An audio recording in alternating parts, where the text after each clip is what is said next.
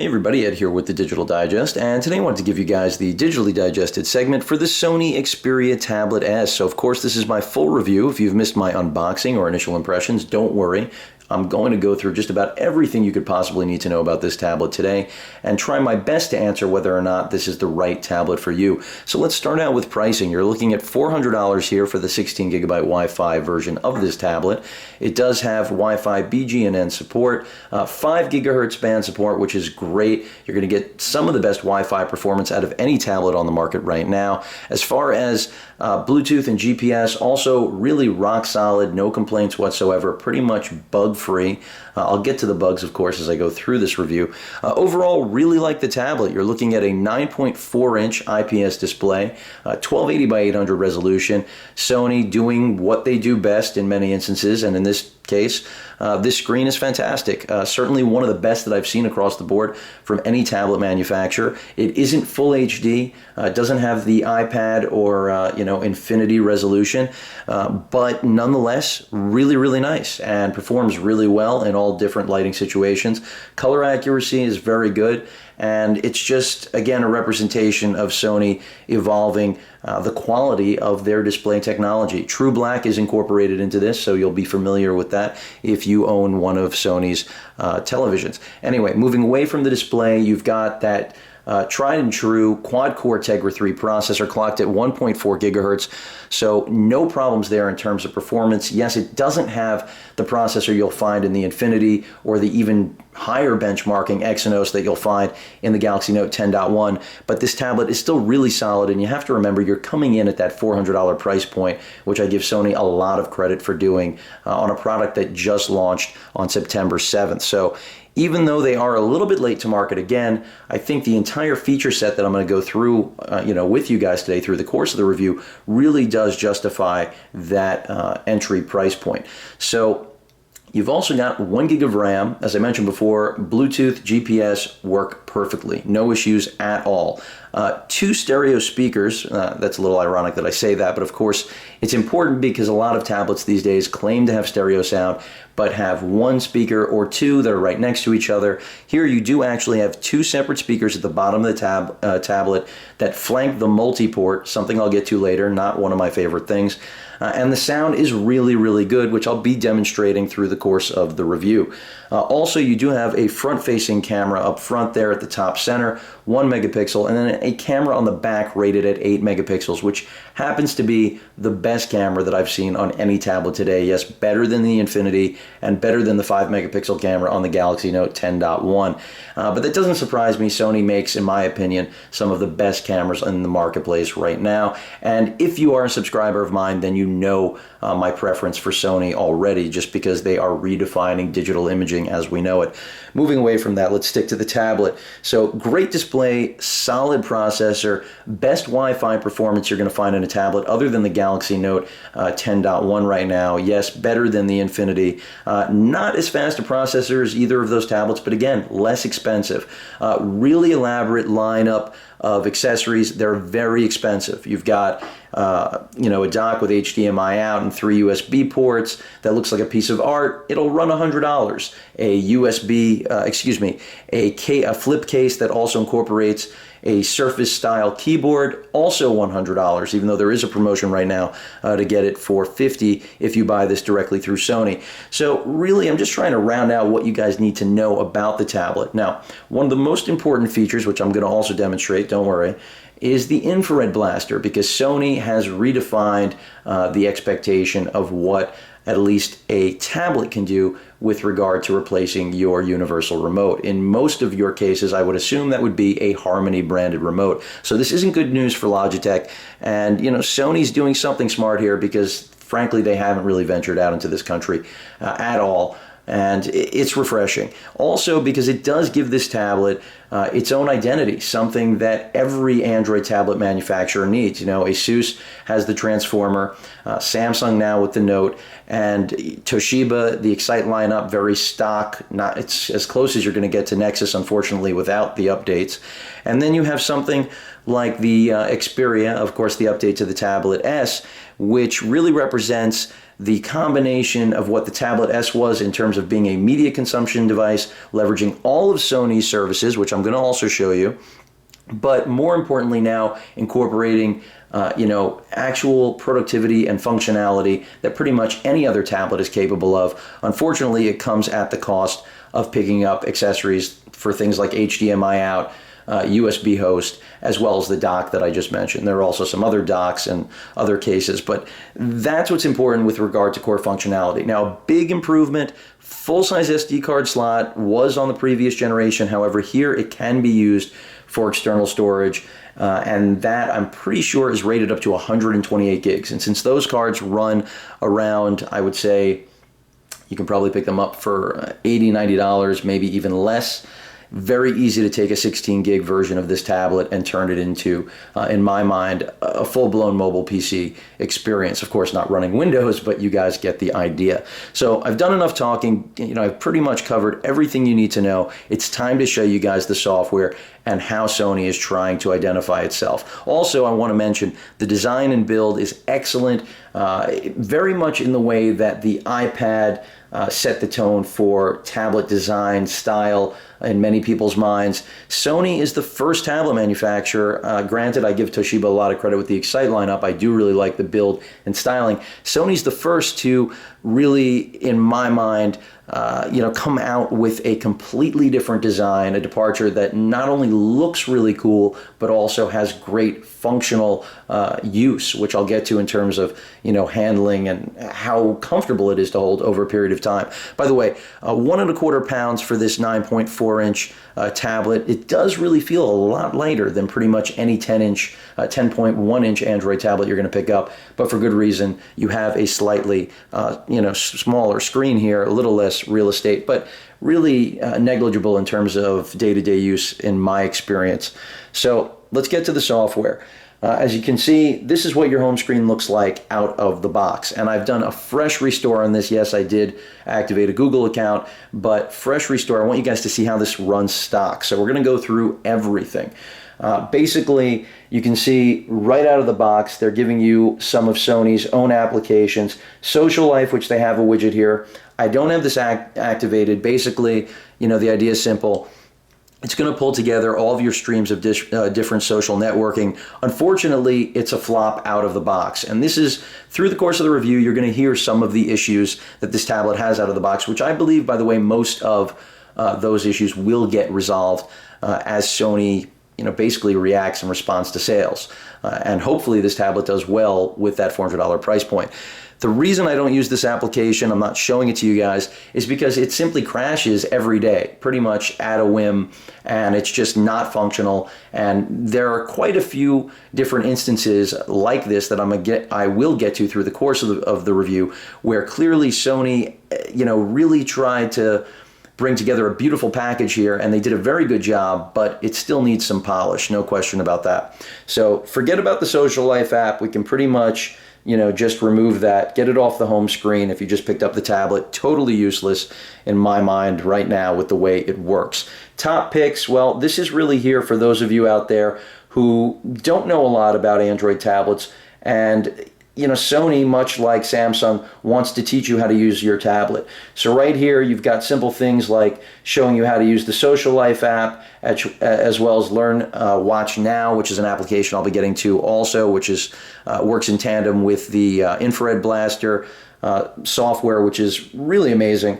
And again, just tutorial type stuff, really to walk you through how to use your tablet, how-to videos, and especially, want to point out that $45 movie credit. It is a limited list of films that you get to choose from, but nice of Sony to throw in a $45 credit, despite whatever you have to say about the balance of the features and price point.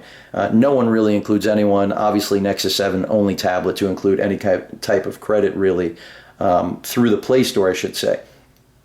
Beyond that, that's what this little widget here really serves to do. So I'm going to go ahead and get rid of topics as well.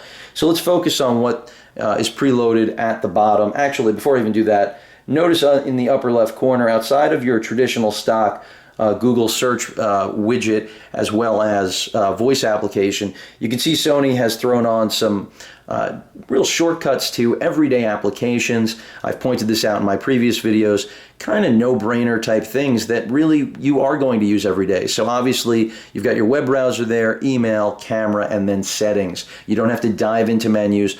Heavy skinning going on here. I'd like to tell you guys it's a stock ICS experience, but that's part of the reason that this 16 gig storage tablet ends up being, I believe, around 10 gigs after all said and done with what Sony installs on here. Something like the Toshiba Excite 10, that is also a 16 gig tablet, but you're going to get somewhere more around 12 to 13 gigs as soon as you boot up the device. So that gives you an idea of how much software Sony really has vested into this tablet and literally eaten up space with in the process. But it's not a bad thing, which I'll continue to show you. So these little stock widgets are a good thing in my mind, not a problem. Guest mode is also in the upper right corner. I'll be getting to that a little bit later, which is definitely something unique and a step in the right direction towards having multiple accounts for tablets in general, no matter what OS. And then the apps and widgets drawer, nothing really unique there, pretty much stock, what you'd expect. Going to go through that as well later just to show you everything that's installed. A nice little feature that Sony's included. You can see as far as gesturing, as I swipe across here, it's actually going, to every different home screen rather than me having to actually quickly swipe through. That's something they've written in custom for their skin. Nothing crazy. Again, it's just a matter of how long, see there I was a little too long, but the type of gesture. If you actually keep your finger on to swipe, that's when it realizes you want to jump to home screens in a quicker fashion rather than a flick.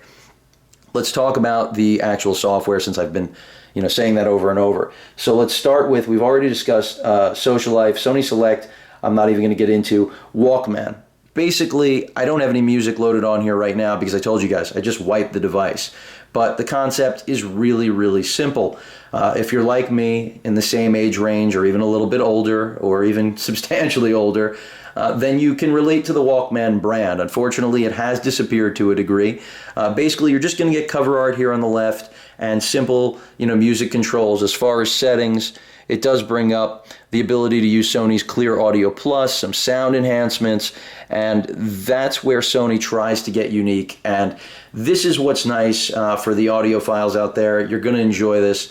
It's certainly a nice element to have added to the tablet. And really, again, just if you grew up with the Walkman brand or have just been around long enough to appreciate it, have used it, it's certainly, a welcoming brand. You're not going to be put off by the experience with the Walkman player. As far as the album, fairly simple, nothing new there, it's pretty much stock. Movies, this is where they try to incorporate your network as well as anything you purchase through Sony's Video Unlimited service. Obviously, I haven't done anything there. Same goes for their e-reading service.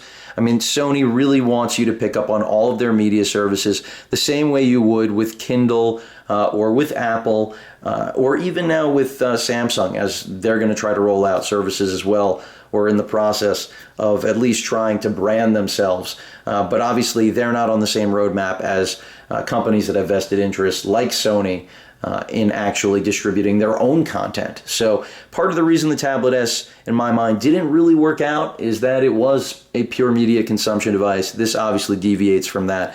Still have all of those services, like I said, the Music Unlimited, the Video Unlimited, where you can pay a monthly subscription in order to, pretty much have access to Sony's libraries. And it is a nice feature. A more important one is the Play Memories feature, and that's because if you do actually use a Sony camera and have a Play Memories account, which is pretty much, bundled, incorporated into all of Sony's point-and-shoot cameras at this point, then you're going to really enjoy using this app because it'll allow you to get access to pretty much all of your photos that you've logged with your Play Memories account through the cloud. So you've pretty much got your digital photo album anywhere you go. So a really nice built-in feature, again, just part of the ecosystem, something that Sony acknowledges, realizes needs to be strong in order to survive and really to just give your product its own identity, self-awareness in this tablet market where I think a lot of consumers get to the table and see that there are so many different Android options, they don't know where to start. So Sony wants to show you why there are so many different reasons to get this tablet. And Play Memories is just another nice touch that I think a lot of people aren't focusing on. But if you are a Sony camera owner, someone who's purchased one in the last year or plans to in the next year, you'll be really glad that that's there. It is not bloatware, at least in my opinion. It's not a perfect piece of software, but the functionality is great for a free add-on out of the box. Now, the big winner, we're getting to the remote control. So the remote, really unique. Yes, Samsung's Galaxy Note 10.1 has the Peel application, which is a basic infrared remote. Really nice to just have. Samsung also has that on their smaller tablet, the 7-incher. So a good feature, but Sony has basically said, you know, we tried this on the Tablet S, we're going to redefine it. And they've done just that. So I'm going to take you guys through how it works. You register a device, which is really just adding it. Easy registration is exactly as described. Learning from a remote, also as described. You know, in case they don't have your manufacturer or code on the list, again, this is dependent on your device communicating over infrared. This won't work with RF. Then you can learn directly from the remote. So let's just say we go ahead and jump to next. And let's say we've got a Sony TV.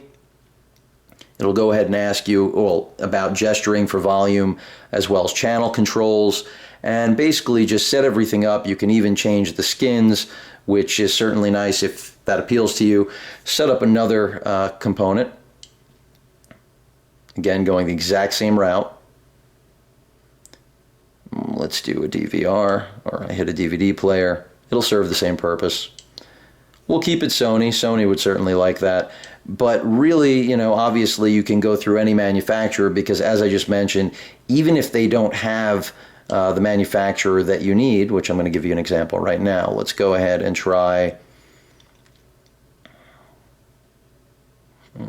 Let's say in my case, you know, my home theater system that I use in my office, the Logitech Z5500s. You're not going to find Logitech here. Understandable. So that's when, you know, Sony tells you, again, holding your hand, spoon feeding you, making sure that you don't get lost, you can go ahead and program the remote manually. Obviously, not an ideal situation, but it can be done.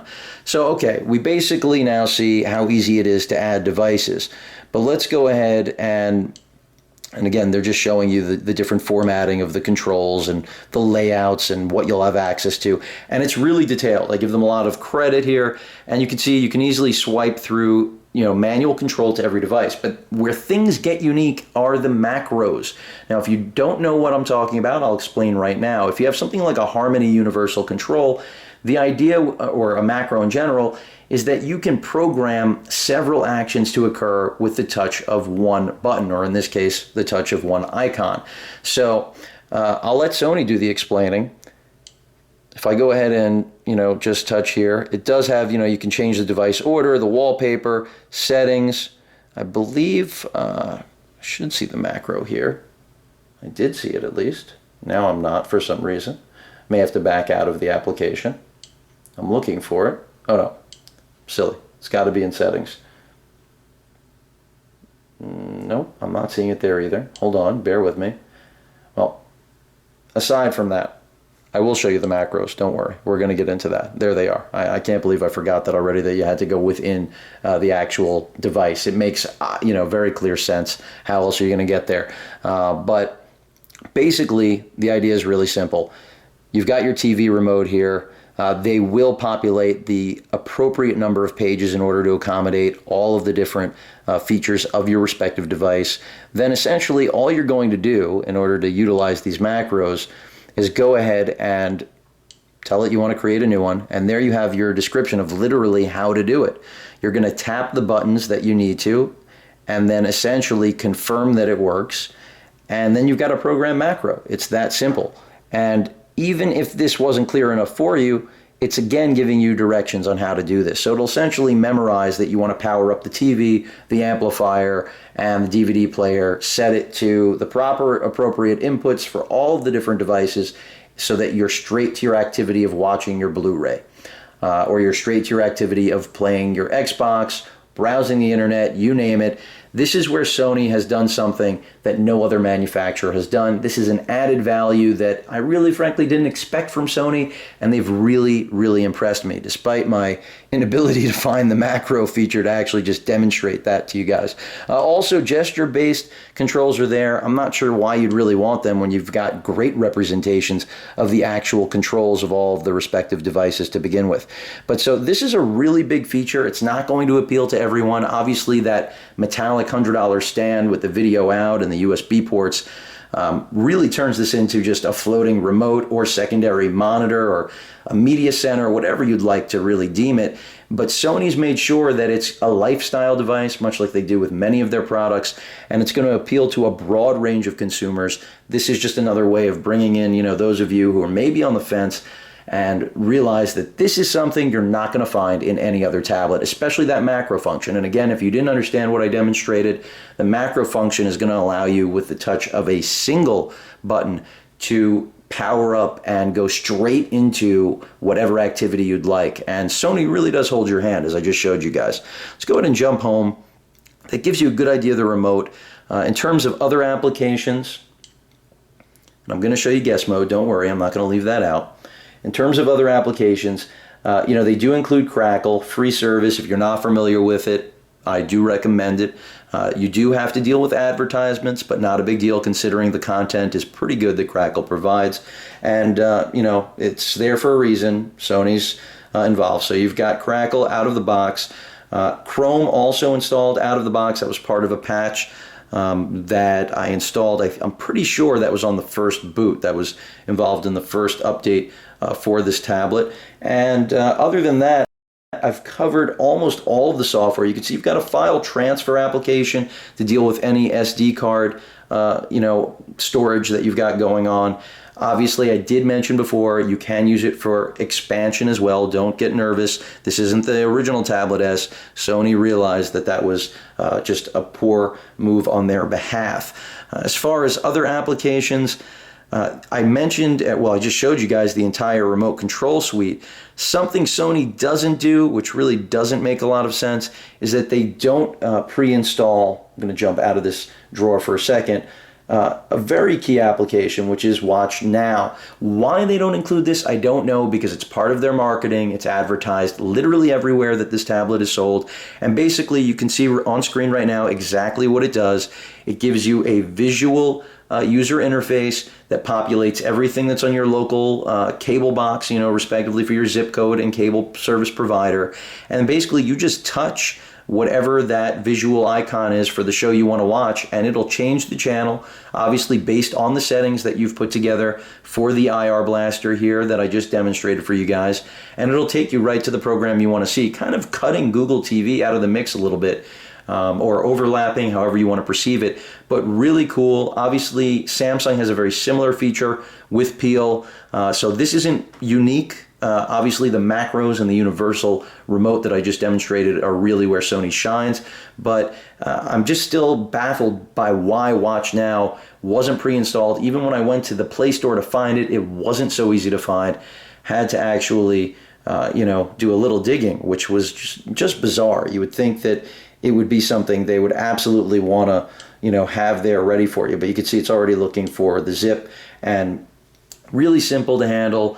Used it, was a breeze, and I can't stress enough how good that universal remote app is and the ability to have macros. That's something that, just several years back, a remote control with nowhere near the resolution or screen quality or processor, memory, overall extra performance that I'm going through and mentioning here and covering, just the remote itself would be the price of this tablet. So it really gives you quite a bit of perspective on how far we've come in the consumer electronics field.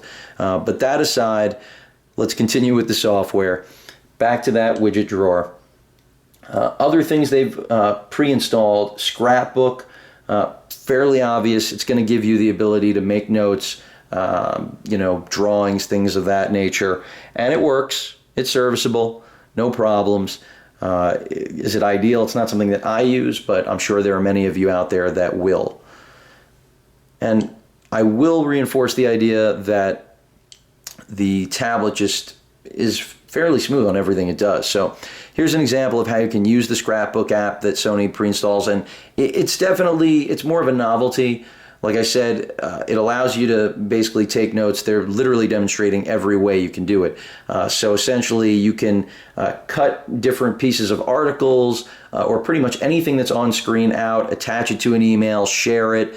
You're able to basically make notes on any page. It's basically screen capture application with copy and paste and cutting put on steroids.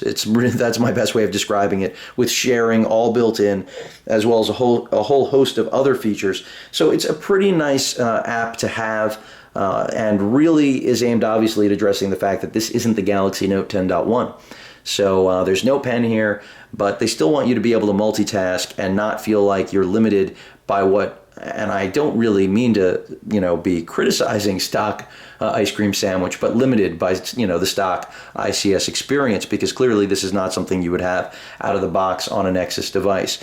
So those are just some examples. Some other examples they give: adding notes. If you're in the kitchen, by the way, splash-proof display for those of you who plan on using this in the kitchen. Sony's aware that this is it has to be a versatile tablet, as I mentioned before. And one of those, areas of flexibility that they realize that it has practical use is in the kitchen, recipes. So it is splash-proof. Also, if you're going to take it outside, it's possible it's going to get wet. Now, it isn't waterproof. Want to be clear on that. You're not going to submerge this. But if, a drink gets spilled, nothing crazy, you're not going to have to worry that the tablet's going to die. That's the idea. Also, do keep in mind, Sony has a warning on the backside of the tablet that the SD card slot, obviously, you want to keep that cover closed for splash proofing as best as possible, as well as the multi-connector port cover on the bottom, which I'm going to talk about in a little bit as well. So that's the idea with the scrapbooking. It's exactly what you would imagine, scrapbooking and then sharing it. And it works. Whether or not, again, you want to use it, really a matter of personal preference. I'll show you, though, why it makes sense. As you can see in the bottom stock lower third here, we've got our typical Android icons, back, home, and our application manager. But then Sony's also added a little app drawer, which I brought up for a second there, for multitasking. So you've got a browser, calendar, the clip action, in order to cut essentially whatever you want, like you just saw in that scrapbooking feature, and basically throw it onto a clipboard and then paste it somewhere else. You've also got your memo to be able to basically take notes. Really, that's more of the area to scribble, like I was saying, and I'll show that to you guys in a moment. A recorder for making any kind of voice notes, voice memos that you could possibly need. Quick access to the remote control, but that's kind of redundant because right next to this is the actual icon for the remote control. And then a timer, which obviously makes perfect sense if you're in the kitchen, or come up with anything else you'd like, fill in the blank. But obviously, kitchen and splash proof, those are the two little themes here that I see the cues as far as those go. So those are nice to have. I'm going to demonstrate those for you guys because the idea is multitasking. They operate in their own windows and basically allow you to do more than you would traditionally be able to do with any other Android tablet, of course, other than the Galaxy Note 10.1. Other stock software, Hulu Plus, obviously the step up from Crackle. Office Suite, it is a light version. You're going to have to pony up the extra money. Evernote, certainly a good app. If you're not familiar with it, you should be. Very good note-taking application, allows you to record, take notes simultaneously, keep things really well organized. Good if you're a student, I would say, at least. So Sony's making sure that in the productivity area, they're covering their bases. Of course, Google Maps, navigation, the GPS, as I mentioned before, is really solid on this tablet. So you're going to be using it in most cases. Skype pre-installed. Walkman, already discussed that with you guys. Watch Now should be pre-installed, but isn't. Wi-Fi checker, self-explanatory. The Xperia link, okay, this is unique. If you do have a Sony Xperia phone, basically it's your way of just, tethering. Sony put it there. I give them credit. Most tablet manufacturers that also make handsets, I think, would flat out ignore that, especially since carriers aren't big fans of that unless, of course, you're paying for it. interesting that they threw that there, but it makes sense since they make phones and you can obviously legitimately pay to tether. So it's good to see that Sony's aware that this device should communicate with their phone lineup. Of course, DLNA certified, like all Sony's latest and greatest products, and that pretty much covers all the software. So now, Zinio, also great e-reading, or I should say magazine application. So you can, get access to purchasing pretty much any magazines that you could possibly imagine. And it looks really good on this display. The form factor, the 9.4-inch display, the resolution, the fact that it's IPS, has pretty good brightness, all ends up faring very well for using this device as an e-reader. Also, the design of the tablet, which I'm going to show you guys in the wrap-up, really just ends up being very usable over a long period of time. Even though this is a 9.4-inch display, almost falls into that 10-inch category. Obviously very similar and close in form factor to the iPad, but slightly smaller, slightly lighter, thinner. It really just doesn't feel heavy. Even though it has an aluminum back, of course there are plastics involved, it just seems to stay light. So that's a really big point in its favor. Really like that about the design. And so it's not just great to look at, it's also really functional, like I mentioned at the beginning of the review. So before I get to guest mode and then give you guys the only downsides, if you've been waiting for those, because there are some, let me go ahead and just show you guys the that app drawer for multitasking. You can actually customize it, as you can see, as well as add different shortcuts, but this is what's stock. So basically, if you wanted to pull up a browser and you hit that, you'd have your browser right here that you could actually move around. Now, there are applications that you can buy to actually do this right now, obviously, but it's nice that Sony is including this out of the box. I'm not going to demo it. It works. There's nothing else really to say about it other than that. The same applies to the calculator, as well as the clipping feature, which I'll show you right now. As you can see, I just cut that out, and basically you can just save that and then paste it wherever you like. So a cool feature, something Sony didn't have to add, but they did, so I give them credit. And I could see how that would be useful for a lot of different people out there. Again, Sony trying to really appeal to all walks of life, which you need to do if you're going to make a tablet for everybody. The memo application, as I mentioned before, self-explanatory. One thing you need to know, you can only run these one at a time. So even though you can actually be running something in the background, you can't run more than one of these simultaneously. A one and done situation. The voice recorder ends up looking like this and saves, of course, to internal storage.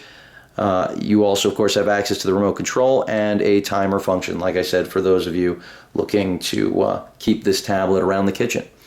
Or use it as an alarm clock, I suppose, but obviously not using the set timer. But, really overall, very full-featured, really solid in every, degree. Sony has improved this tablet every way possible and lowered the price in the process. So a clear recognition that if you want to be successful, you've got to incorporate a lot of value, a lot of different flexible options, which they do in the accessory field. And also that infrared remote control. I know I've gone over it multiple times, but really just gives this product its own identity. As far as the guest mode, really important because frankly, no other tablets have it. It's starting to rear its head within Android itself. So I think we're going to see that shortly. I wouldn't be surprised if Apple also on the next iPad, maybe they'll address it, who knows.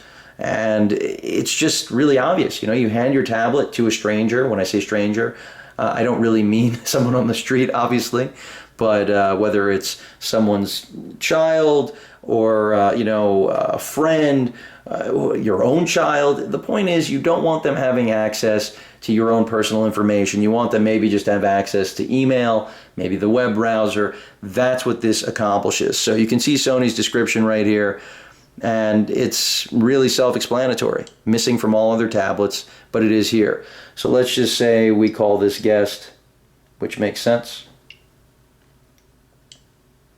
Limited applications. Obviously, you could unlimit them, but why would you? What's the point of the guest mode? And basically you can see Sony populates the entire list of different applications as well as widgets that you can give access to. And that's pretty much it. So let's say I just wanted to give access to email so that, when company is over for the weekend, someone's in visiting, whatever it may be, they don't have their laptop, they want to be able to check their email, but I really don't want them reading mine. There you go. So you can also, of course, throw in a browser. Obviously, this is all self-explanatory stuff. You want to give them some media controls. The idea is just, keep your personal information personal. And that's something all tablets should have been doing since day one. But finally, you have that ability here. So if we go ahead and save that, you can set a code or not. Here, clearly we don't need one. And done. And basically, there you have it. So enable guest. And we've got a guest mode now that just has access to, obviously, email. And there you have it. So whoever's visiting can go ahead and just hop on, check their email. And, obviously with that unlock code, you can make sure that's all they have access to. If you don't set it, like myself, you can obviously get out of guest mode very easily. So, that's pretty much what guest mode represents. It's far from perfect. If you drop your Gmail in there, they're going to have access to your Gmail. There are ways around that. I'm not going to get into it here. If you do your research online, you'll see that there are some workarounds. And I think as the software gets updated, these are different areas where Sony's going to address, making just about every area of this tablet better, because quite a bit rides on this. Not just really, in my mind, the Xperia Tablet S itself, but the way that it incorporates the entire ecosystem of Sony consumer electronics, much like Samsung's Galaxy Note 10.1 represents their flagship and really bringing together their consumer electronics, hub and ecosystem. So really like what Sony's done here. Software is good out of the box.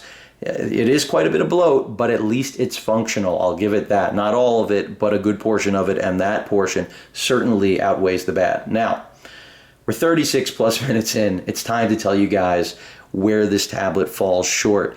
I mentioned before the cameras are really good. The camera software is excruciatingly slow. I'm not going to demo it here. It's not critical in my opinion, or rather crucial in my opinion. All you need to know is that rear 8 megapixel camera takes the best photos you're going to find on any tablet right now. Of course, that's going to change seasonally, or quarterly, I should say, but it's very good. As far as the rest of the performance of this tablet, it has a notorious bug, which I was hoping I would get a software update, and it would be patched to report to you guys, but unfortunately it hasn't, for the Wi-Fi being put to sleep. I've read that some users claim they don't have this issue, but pretty much from what I've read, those people are in denial. I'm not saying that it's possible you don't have this issue, but I think it's more of that the hardware isn't defective, it's just wonky, and that's based on this software build. So basically what happens in terms of the software performance, in terms of disabling the Wi-Fi, is that you'll put the tablet to sleep and you'll come back. Sometimes it's in 5 minutes, sometimes it's in an hour, sometimes it's overnight. The point is it consistently will kill the Wi-Fi connection completely. The only way to wake the Wi-Fi back up is either by rebooting the tablet altogether, or what I do, which is toggling airplane mode on and off. Now that is a little bit ridiculous, something that I would say to most of my viewers out there is unacceptable for a product coming out of the box. The only positive comment I can make for such a negative aspect or element to this tablet out of the box having a problem like this, that's really so fundamentally basic, because after all, what can you do with a Wi-Fi tablet with no internet connection, is that Sony is a large enough company, and as I've mentioned before, they've got a lot riding on this tablet, so I can't see this not being rectified relatively soon. Again, the product hasn't been out a month. I think that it should have really been fixed in the first week, but I wouldn't be surprised if it gets fixed in the next week or two. Hopefully it will. So that's the biggest problem out of the box right there. That's really just, I think most of you, even at the $400 price point, are going to find that unacceptable. As far as other actual bugs, there really aren't any others to go over. The rendering on web browsing, which I'll show you right now, is fairly smooth. No real problems. You can see I was downloading the Adobe Flash plugin there, but let's go ahead and head over to Engadget. And you'll see that browsing is really smooth, no issues.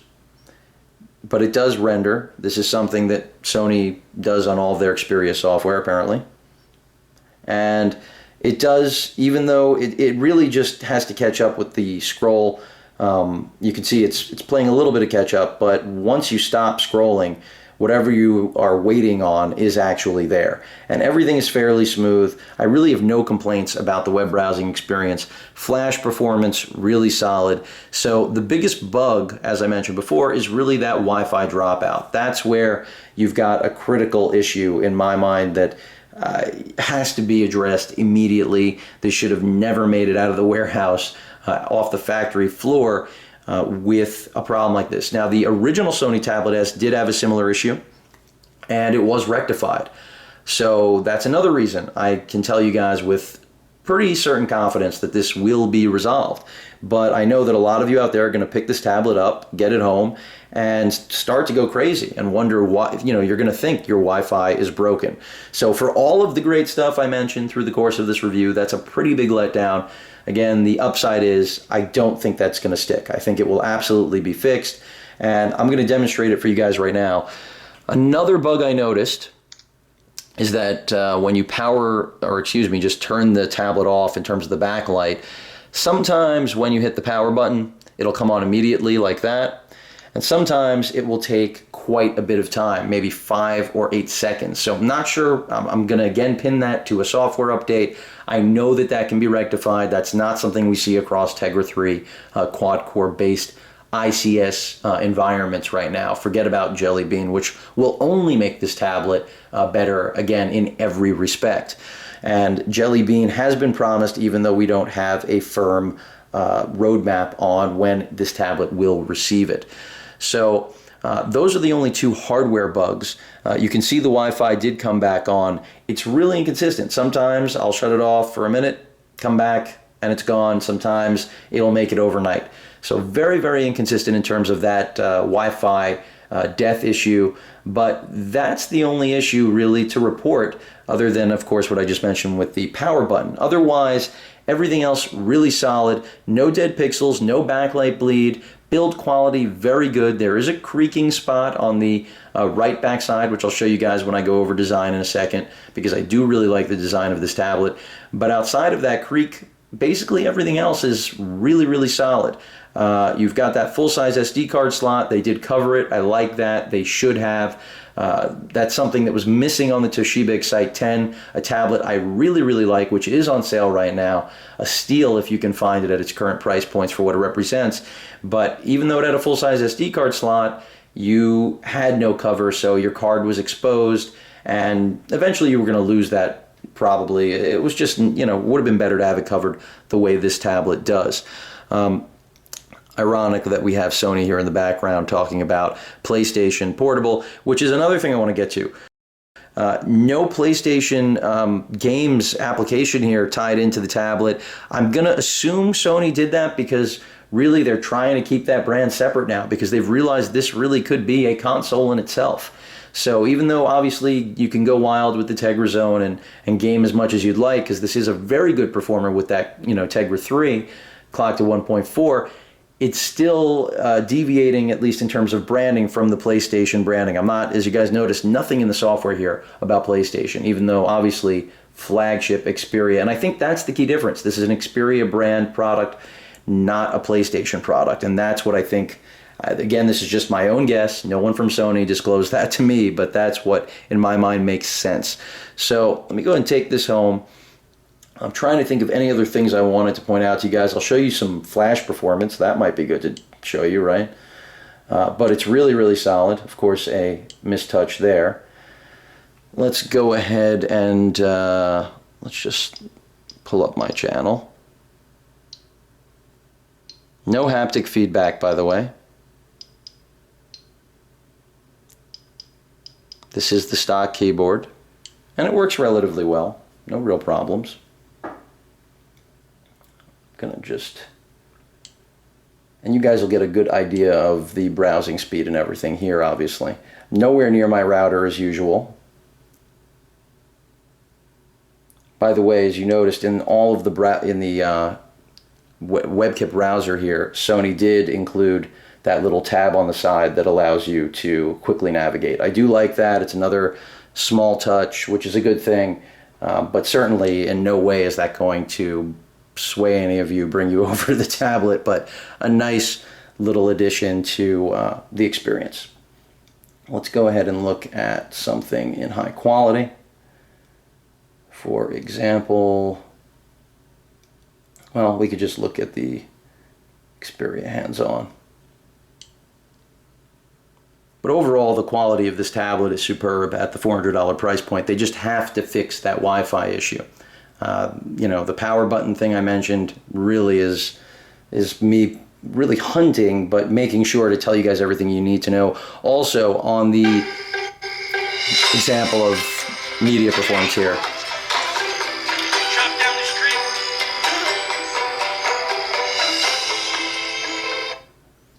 also, just so you know, for file storage expansion, USB host, because you can go USB host. Hey everybody, Ed here with the Digital Digest, and today I wanted to give you guys a quick update on my experience with the... Finish the point there. You can only use FAT32 file extensions, no NTFS. Again, why ASUS is the only manufacturer wise enough to incorporate drivers for that is beyond me, but you need to be aware, even though this is capable of USB host and HDMI out, you're not going to be getting any files larger than, I believe it's 4 gigs, 4.37, somewhere around there is the cap. It might even be lower. I could be blanking right now, but the idea is, yeah, you're going to have limitations as a result of the FAT32 file extension format. That is the only format supported. So whether you're putting an SD card in here, micro or full size, obviously you can use a micro with an adapter, or hooking up a hard drive through the $20 dongle that Sony sells, you're going to need FAT32. But let's go ahead, flash playback here, and you'll see the quality of the stereo speakers. Sony Xperia Tablet S, so I haven't spent enough time with this tablet yet to give you guys a full... Let's make it HD. May as well leverage the screen. Tablet yet to give you guys a full review, but I can certainly tell you what I think of it thus far, and so far I am pretty impressed. Sony's taken a great tablet in the original Tablet S and just built upon it in every single regard. So for those of you who missed the unboxing, let me catch you up. You're looking at... I want to show you guys, you know, buffering, how it handles that. As far as outside of web browsing, media consumption, Sony does give you a $45 credit. So I think that pretty much proves, or at least shows you guys how good the Wi-Fi performance really is. So right there on par with the Galaxy Note 10.1. This is the only tablet I've used other than the Note 10.1 to really leverage, you know, the highest possible speed, at least in the tablet arena right now. And yeah, performance is just really, really good. So let's get down to what probably all of you are waiting for in terms of the bottom line with this tablet. Can it handle playing, you know, AVC HD natively, you know, on an SD card straight from your high-end point and shoot or digital SLR? Absolutely. Can you use Sony's unlimited services for music, video, you know, movies, their ebook catalog? Yeah, you can do that. So it is a media consumption powerhouse. But if you have absolutely no desire to use any of those, which at least in my position, they really don't appeal to me, and obviously that'll vary among those of you out there depending on what you plan on doing with the tablet, then it really comes down to, do the balance of the features really accommodate what you're looking for? If you're comparing this to the Galaxy Note 10.1, then I think the obvious answer to your question as to which tablet to go with really boils down to whether or not you need that pen functionality. If you are looking for a pen input device, if you're looking for the fastest device on the market, the Galaxy Note 10.1 is that device. This is not going to benchmark higher than the Note 10.1 in anything. In fact, it won't benchmark higher than the Infinity in anything. So really, this isn't about performance. It's about this polished, almost complete package that you get out of the box that very few Android tablets, except for the Galaxy Note 10.1, really offer, since ASUS and the Transformer line, as well as Toshiba and the Excite line, really go for more of a stock experience. So if you like the polish and the lifestyle that Sony's putting forth here, if you are going to enjoy the lighter form factor, if you want the lower price point of that $400 starting price, which I think is going to be a big deciding factor, especially as this tablet goes on sale down the road, becomes $300, because who knows what sales are going to be like. But so far, I think sales will be good for it, because it really ends up being a value product from a company that's known for not being in that position. So Sony pleasantly surprises, in my mind, outside of that Wi-Fi issue, and a couple of other little small gripes that I pointed out for you guys. Overall, I think this tablet is a winner. I think that you couldn't really ask for more at its price point.